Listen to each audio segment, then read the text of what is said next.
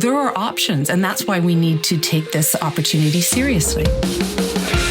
There's no way you can prevent global warming unless China is part of the solution. This is not normal male behavior. This is predatory behavior. We don't know how bad this bug is. We don't know what this bug does. All of that was thrown away in those 8 minutes and 46 seconds, and that's the moment that I became an abolitionist. Extraordinary claims require extraordinary evidence. Welcome to the Munk Debates. Every episode we provide you with a civil and substantive debate on the big issue of the day to arm you, the listener, with enough information to make up your own mind. Today's debate: be it resolved, the West should intervene militarily to defend Ukraine from Russia. New satellite images tonight show Russian forces at the ready near the Ukrainian border. In recent weeks, evidence has emerged of an estimated 100,000 Russian troops building up on Russia's western border. America's top diplomat sending a direct warning to Russia. If you invade Ukraine, there will be severe costs and consequences. The Kremlin spokesman Dmitry Peskov has called for cool heads, insisting Moscow isn't planning an invasion while stressing it has its own red lines. Russia wants guarantees that Ukraine will not be allowed to join NATO. Hello, I'm your moderator, Rudyard Griffiths. Well, with over 175,000 Russian troops now gathered at the Ukrainian border, fears of a full-blown invasion are at all-time highs. Some security experts believe economic sanctions are not enough, and the West must respond in kind to Putin's threats. Large-scale military aid is necessary not only to protect Ukraine, but also to send a message to other great powers like China that are threatening to invade recalcitrant neighbors. This simply will not be tolerated in our day and age. Here's former NATO Supreme Allied Commander, Admiral James Stavridis. If Putin, for the third time, crosses a border in anger, don't forget in 2008 he invaded Georgia and still runs a chunk of that country. If we let him get away with it a third time, all of a sudden we're Neville Chamberlain from the 1930s. Others argue that Russia is right to feel threatened by the West's expansion of NATO eastward, first through extending membership to the former Soviet republics in the 2000s, and now by making Ukraine the world's single largest recipient of American military assistance and weaponry. Russia supposedly has real and lasting national security interests in making Ukraine a neutral buffer state between its homeland and NATO-allied Europe. Continuing U.S. and NATO military support for Ukraine will again supposedly exacerbate the conflict, raise the risk of a Russian invasion, and a resulting mass humanitarian crisis in Eastern Europe. On this installment of the Munk Debates, we challenge the essence of these arguments by debating the motion, be it resolved, the West should intervene militarily to defend Ukraine from Russia. Arguing for the motion is Dov Zakheim. He's a senior advisor at the Center for Strategic and International Studies and a former U.S. Undersecretary of State for Defense in the administration of George W. Bush. Arguing against the motion is Anatol Lieven. He is a senior fellow at the Quincy Institute for Responsible Statecraft and the author of Ukraine and Russia, A Fraternal Rivalry. Dov, Anatol, welcome to the Munk Debates. Thank you. Hello. Very much looking forward to today's debate with both of you. This is surely one of the big geopolitical topics that has emerged in the last few months. Needless to say, a long history here, we can dig into it, but I think of all the big geopolitical risks that our listeners will have to consider in 2022, the threat of a conflict, an armed conflict between Russia and Ukraine stands out as one of the major strategic security risks that the world will have to face. Our motion today, simple, to the point. We're going to debate what is, I think, the key question on everyone's mind. Be it resolved, the West should intervene militarily to defend Ukraine from Russia. Dov, you're going to be speaking in favor of our resolution today. Let's get your opening remarks first. Well, thanks very much. It's a pleasure to be on this. Just for a little bit of background, President Biden has threatened Russia with sanctions, but these are to take place after the fact. That is to say, if Mr. Putin decides to invade Ukraine, then certain sanctions will be imposed. We can discuss what they are later on. My contention is that this will not be enough. Russia has survived previous sanctions, and Iran, whose sanctions are much tougher than those that anything that Russia's being threatened with, seems to have managed to keep going with its nuclear program. So what can stop Putin, and why does it matter? First of all, I'd like to be clear. Military intervention does not mean American combat troops on the ground. President Biden has already ruled that out, and they're not really needed. It doesn't mean air support either. He hasn't talked about air support, but it's the same thing. What the United States can do before Mr. Putin tries to do anything, and indeed to dissuade him, is first of all to mount a massive airlift, a Berlin-type airlift or a 1973 type airlift to Israel, which meets all of Kiev's requests, not merely just for javelins and a few other items, but really allows the Ukrainians to have the full panoply of capability to deal with the Russians. The United States could also send in special operations forces. These forces don't only fight, they also train. They can back up the Ukrainian military and provide them with guidance on the ground, on the spot, should the Russians be thinking of going in. And so could the Allies. The British have excellent special operations forces. So do the French and many others as well inside NATO.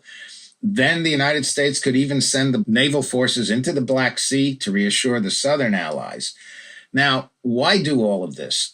This would make it much more difficult for Mr. Putin to consider going in. And frankly, he has never said he's going in. In fact, his spokesmen have said that right now they're simply on their own territory. He has a way out. He can say it's a massive training exercise. He doesn't have to do this. And he wants a deal on NATO expansion, but we're not talking about the partition of Poland here. And so at the end of the day, if Mr. Putin is allowed or is able to invade Ukraine, then everybody else is going to notice it. The NATO allies, and it'll weaken the alliance, as well as the Chinese, who will see that perhaps we, the Americans, really are a paper tiger, and it might encourage them either to accelerate their plans for attacking Taiwan or actually simply to gear up in order to face down the Taiwanese far sooner than perhaps we all think would happen.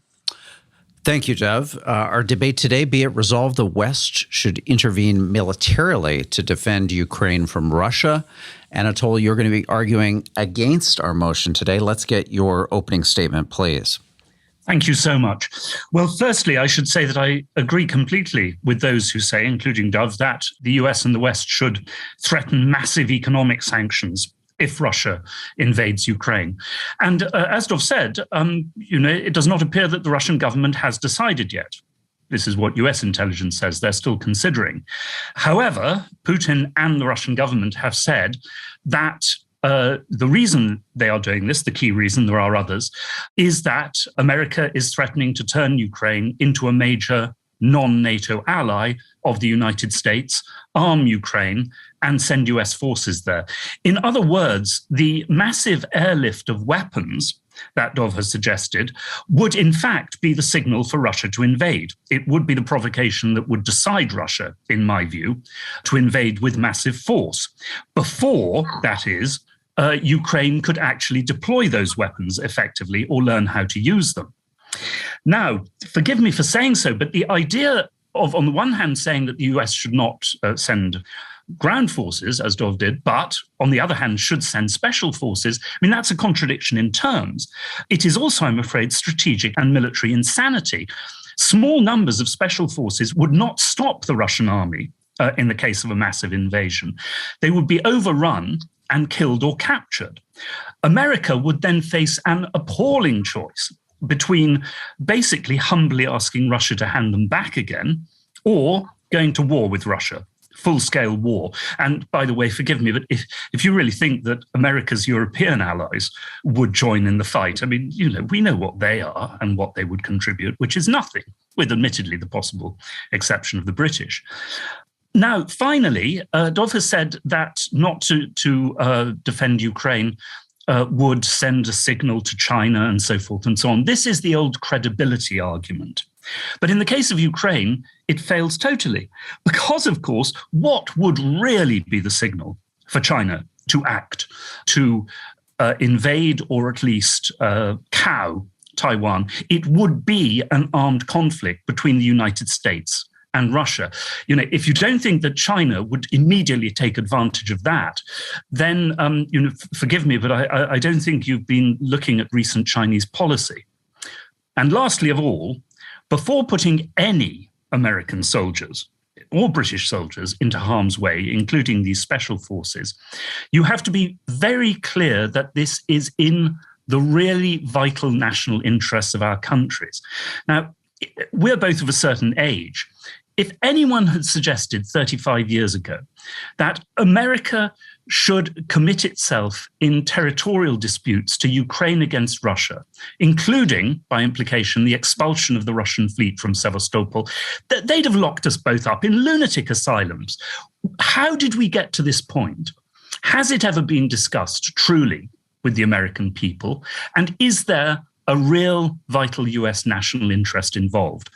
For me, all of these questions, all the answers to these questions are clearly no. Thank you, Anatol. Great opening statements from you both. Our resolution today, be it resolved, the West should intervene militarily to defend Ukraine from Russia.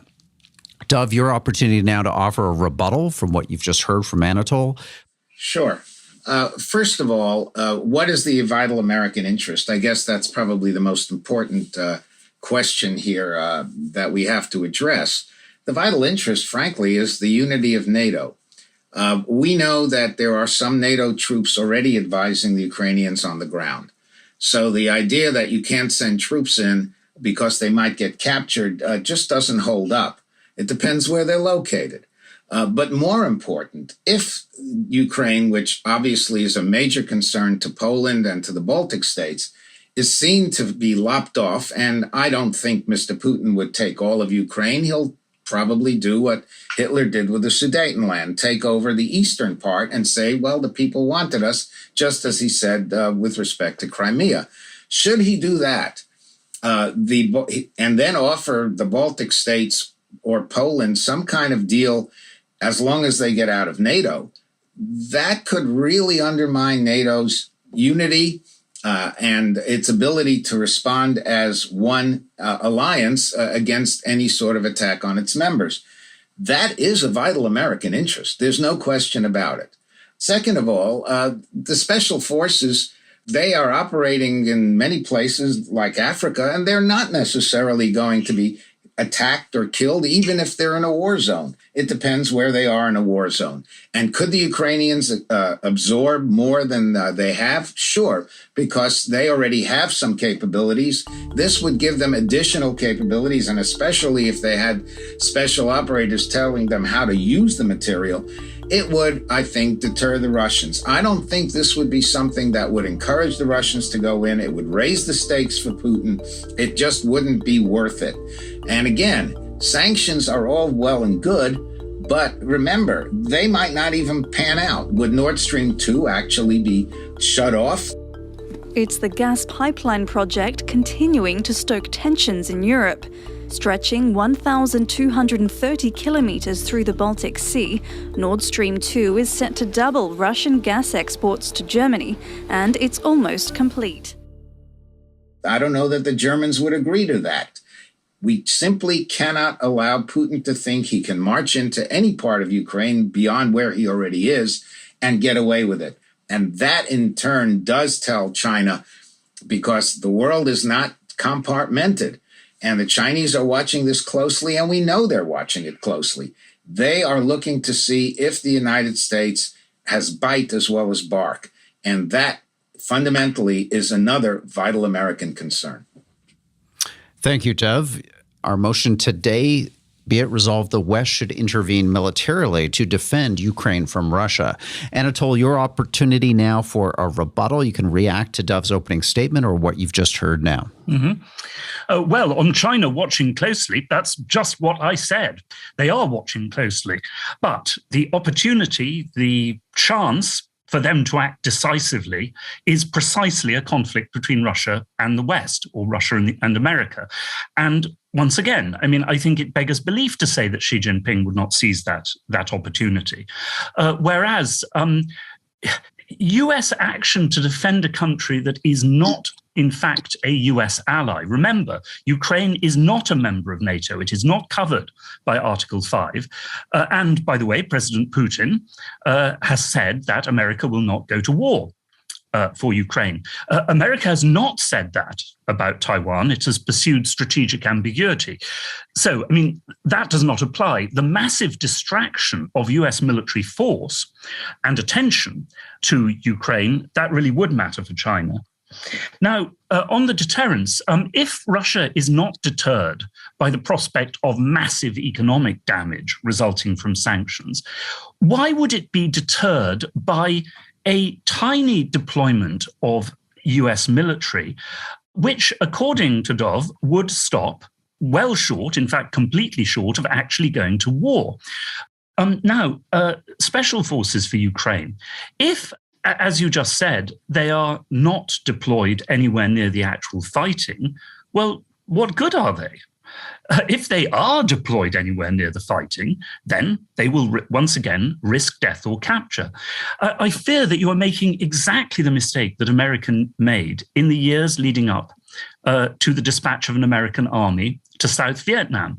What would have been a very small humiliation in 1960, with very small numbers of US advisors, had become a big humiliation by 1962, with far more, and a massive humiliation by 1964.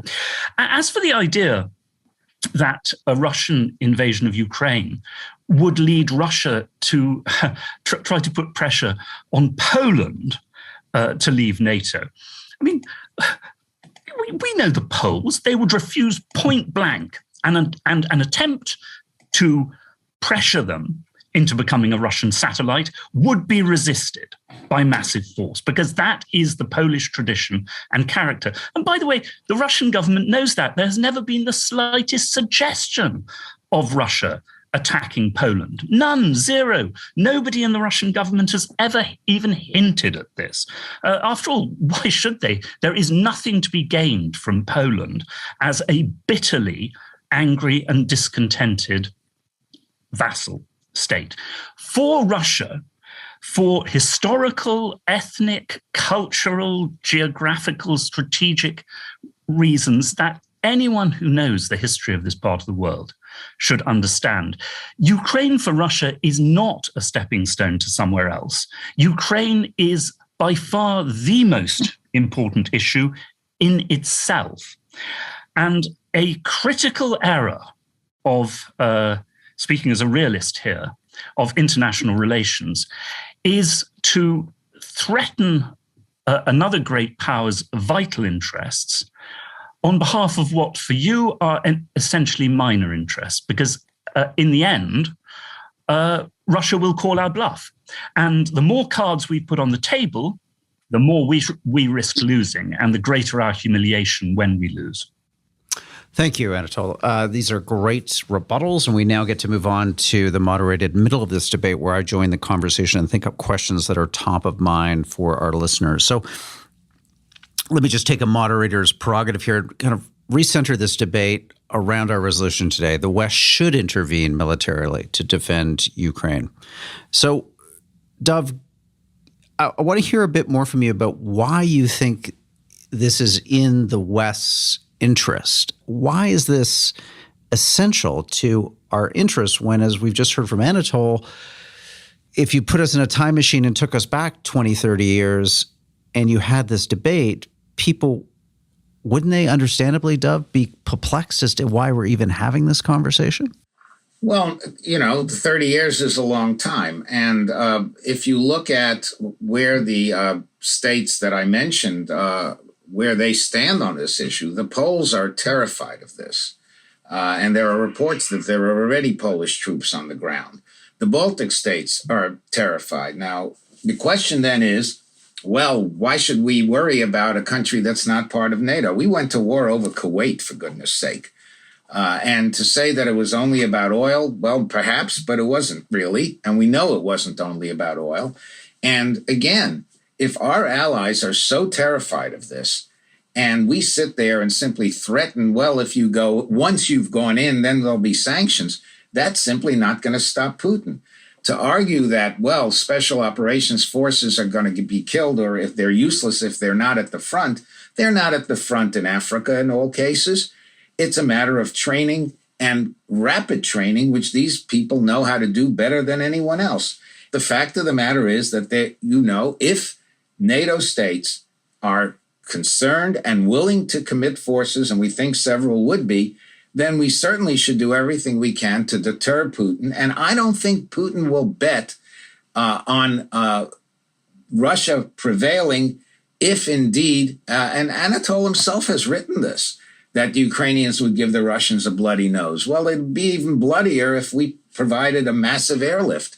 So let's have Anatol just address this key argument you've made, because it's an important one, and it goes back through, a whole series of debates that we've had about our responsibilities as Western powers to maintain a rules-based international order. And one of the key tenets, one of the key pillars, Anatol, isn't it, of that rules-based order is the idea of territorial sovereignty and integrity. And if you allow a regime like Russia, who's already done this with Crimea, to do it again with eastern Ukraine, you are effectively pulling out one of the central linchpins of decades of statecraft and diplomacy, which is generally, it's hard, you can't argue with this, has created a more peaceful world, since 1945. I mean, isn't that where our interests are? Isn't that why we should intervene? Well, there was a great piece by Peter Behnart in the New York Times a few months ago, asking just why it is that recent American governments and some European ones, especially the British, have started talking about a rules-based international order rather than the perfectly good old phrase, international law. Well, of course, the reason is that the United States has repeatedly violated international law over the years in Iraq, in Libya, and elsewhere in Central America, notoriously again and again. Whereas, of course, a rules-based order is whatever America says it is at any given moment. So I would really, really be grateful if we could ditch that particular phrase. But secondly, we, of course, had to fight in Kuwait, vital American interest in oil, as Dov said. But also, after all, Iraq tried to simply swallow the whole of Kuwait, annex it as a state. Russia is not proposing to do that. There is no talk whatsoever of that in Moscow. On the NATO unity line, well, I can only repeat what I've said already and then add something.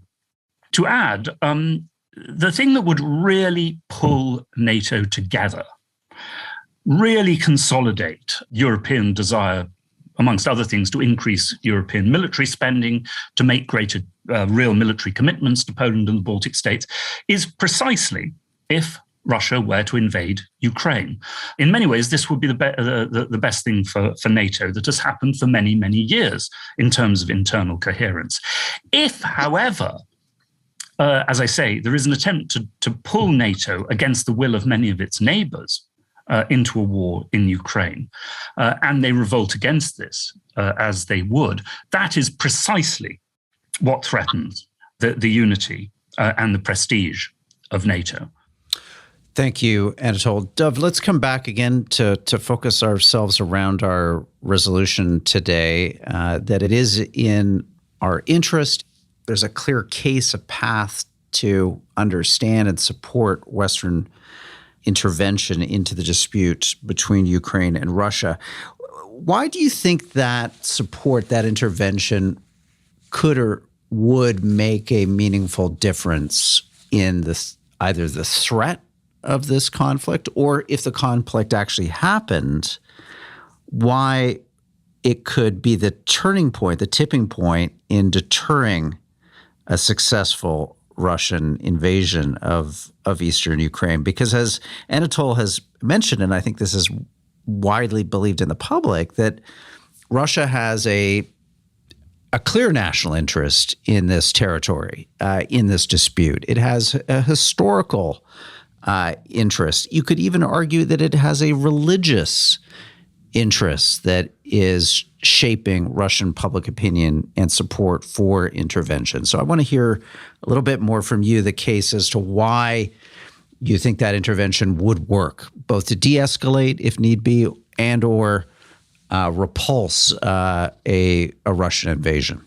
A couple of things. I find it quite I don't know how to react to the argument that, well, if Mr. Putin goes into Ukraine, that's actually better for NATO. I suspect that that's not how most NATO countries will look at it. Yes, Russia has an historical interest in Ukraine, but there are ways of dealing with that without having to set up puppet governments. No, Russia will not necessarily annex Ukraine, although it could. But at a minimum, it would be like some of the Warsaw Pact countries, which clearly were not independent, even though they nominally had votes in the United Nations and had their own flags and what have you.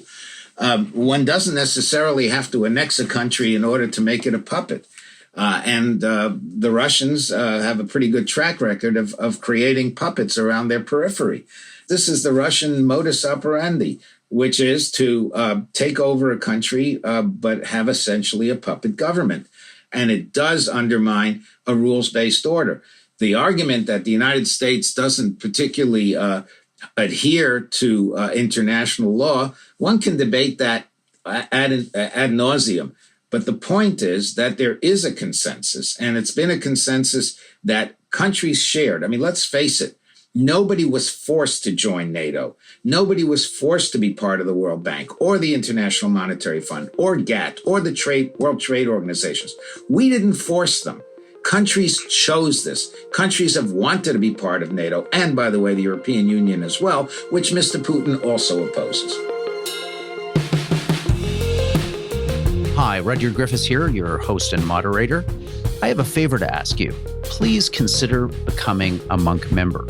Membership is free, and you get access to a series of great benefits, including a 10-plus year library of some of our best debates, dialogues, and podcasts. You also get a free monthly newsletter featuring the debates that we're watching around the world, and you get a specially curated Friday weekly Munk members-only podcast that focuses on the big international events and trends shaping our world. All of that, again, free at www.monkdebates.com. I hope you'll consider joining and becoming part of our community. Now, back to our program.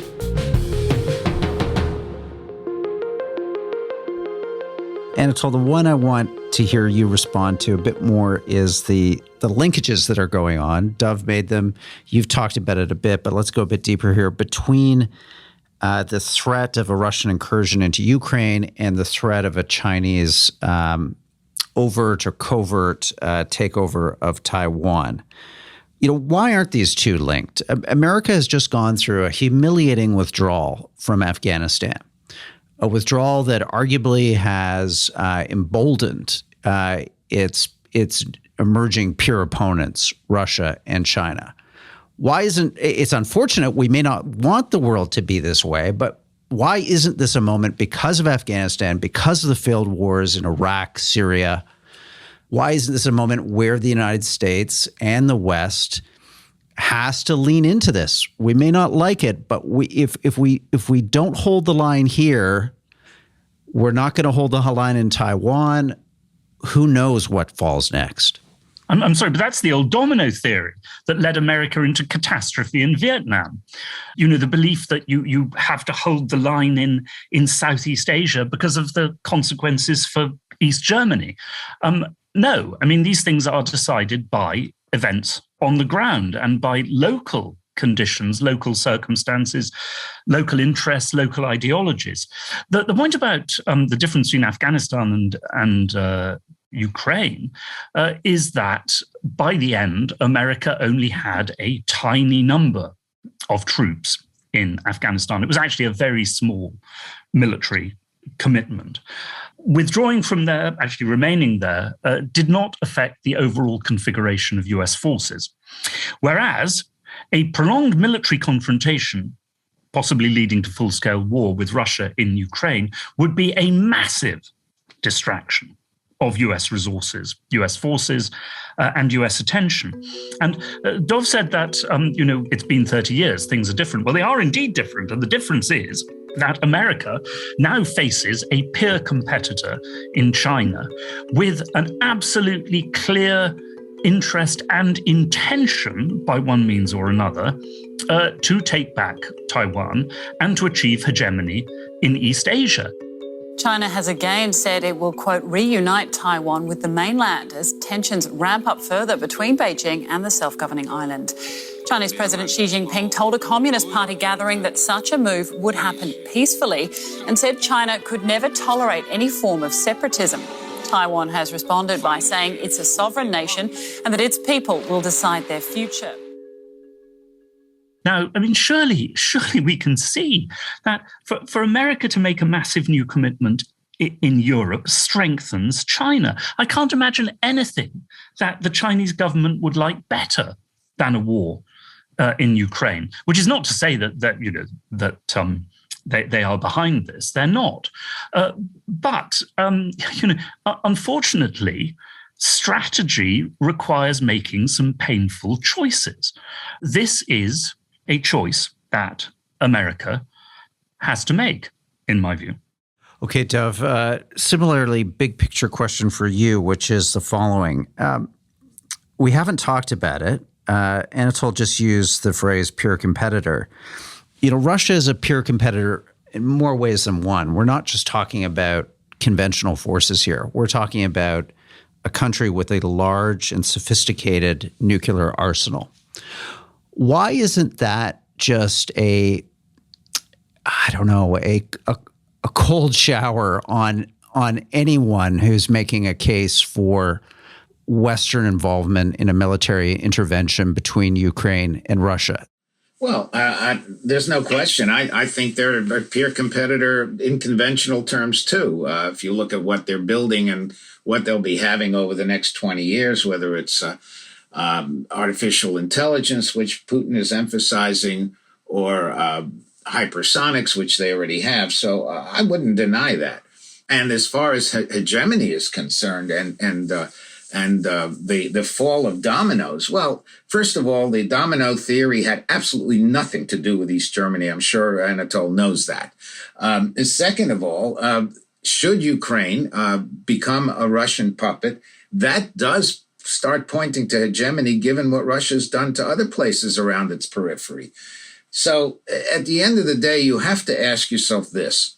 Do you want to threaten Russia with sanctions that will probably not work, and in any event would only be implemented once Russia has actually bitten off a slice of Ukraine? Or would you try to deter? And if we cannot deter credibly, then we're not going to deter China credibly. We're not going to deter anybody credibly. And oh, by the way, China is building up a nuclear force. And years ago, they were already saying, would you trade Taipei for Los Angeles? So the fact that the Russians are nuclear armed, sure. But the monkey would be on their shoulders, though, because they would have to be the ones to invade Ukraine when we are airlifting equipment and providing support, training support that would make the Ukrainian military, which is already much more capable than it was some years ago, even more capable. Anatol, what is your take on the larger risks here? I mean, is it right to be concerned about the potential for escalation, or maybe, as Dov suggests, this is somehow contained? If it does come to war, it will be a Pyrrhic victory for the Russians. In fact, strategically, maybe maybe this is actually very good for NATO, very good for the West. Russia embroiled in a horrible occupation, wasting men and material that it can ill afford, with an economy the size of New Jersey. Well, yeah, I mean, we might also want to remember that this might look very nice for the West, perhaps. It would look very nasty indeed for millions of Ukrainians who we say we want to defend. Washington over the years has been a little bit too fond of playing grand strategic games with the lives of the populations of other countries who might very well, given the choice, advocate a political solution to all this. I need to say here that nobody in Russia is talking about annexation of Ukraine, or even to the best of my knowledge, the annexation of more areas of Ukraine, possibly the rest of the Donbass, maybe. And on, but on the domino theory, and no implications for East Germany, I'm afraid you just contradicted yourself with this beloved Washington word, credibility. In other words, we have to intervene in Syria. We don't know why, or we don't know what we would achieve because our superpower credibility depends on this. Well, of course, the result is that America then gets dragged into local conflicts where its credibility suffers far more than if it had kept out of them completely. Dov, let's give you a rebuttal, and then I'm going to go to Anatol for his closing statement. Sure. First of all, I suppose if the Ukrainians don't want to fight, they won't fight. They give every indication that they will fight, and should they fight, it'll be very, very bloody for the Russians. The Ukrainians know they're going to lose people. The Ukrainians know what they're going to be sacrificing. They evidently care more about having an independent nation than they do about cutting some deal with the Russians, at least not while the Russians are threatening them with over 100,000 troops. And oh, by the way, the fact that the Russians aren't going to annex Ukraine, well, the Soviets never annexed the Czechoslovakia. They never annexed Hungary. But as soon as those two countries started acting up in a way that Moscow didn't like, the tanks showed up. A wave of national pride ran through the capital. But the triumph was short-lived. While Budapest was still burying its dead, a shocked world learned that the Russians had denounced Naji's government, set up one of their own, and begun to occupy Hungary in its name. And I guarantee you, if the Ukrainians were to be somehow partly swallowed up by Russia, but not necessarily as annexed to Russia, but simply semi-independent states, and if they acted up, the Russian tanks would be there as well. So that argument simply doesn't hold. Ultimately, the point is simply this. The United States does have an issue with credibility. This isn't Syria. This is the heart of Europe, where NATO allies clearly feel that they are threatened as well. One could argue back and forth whether we should have been in Syria or, for that matter, Libya. And in most cases, I happen to be on the same side of these issues as Anatol. But this is different. And because we fundamentally have, as we've all agreed, two peer competitors, if one peer competitor is seen to be essentially outsmarting, outmaneuvering us to the point where it can act with impunity against a country that we have said should be allowed to operate as an independent state, that will certainly allow the other peer competitor to say, well, the United States simply cannot defend and support what it says. It cannot support its friends. It cannot guarantee its allies that it will support them, and it will be very bad news for the Taiwanese. Okay, let's go to closing statements. You're listening to our debate. Be it resolved the West should intervene militarily to defend Ukraine from Russia. Anatol, I'm going to put a couple of minutes on the show clock and turn the program over to you for your closing statement, please. Yes, well, Russia is not a peer competitor of the United States. As we've heard, its economy is a tiny fraction of America's. A peer competitor in nuclear power, yes, and in ground forces close to Russia's border, yes. But it is no longer a superpower and never will be. China now has an economy roughly the size of the United States and growing much faster.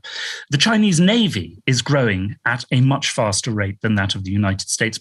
China is a peer competitor, and it is basic strategic sense to concentrate on your main enemy, or not, I hope, enemy, but adversary.